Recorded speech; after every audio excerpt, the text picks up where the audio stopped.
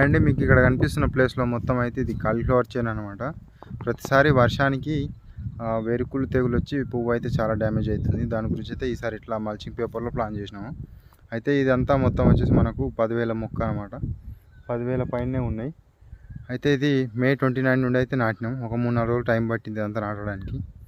ఇది ఈవినింగ్ టైంలో అయితే నాటడం జరిగింది. ఎందుకంటే పొద్దంతా ఎండలు బాగా కొడుతున్నాయి కాబట్టి సాయంత్రం 3 గంటల నుంచి 4 గంటల నుంచి వేస్తే నైట్ అంతా కూల్ ఉండి మంచిగా నాటుకుంటాయి అని చెప్పేసి సాయంత్రం టైంలో అయితే నాటాము. మొత్తం అట్లా నాటినాక కూడా మనకు మళ్ళీ అటు వేసుకోపోయినాక మళ్ళీ పోగుంతలు ఎక్కడైనా పోయినాయి అని చెప్పి చూసుకుంటా మళ్ళీ వేసుకుంటూ వస్తే 3,400 మొక్క అయితే పట్టింది.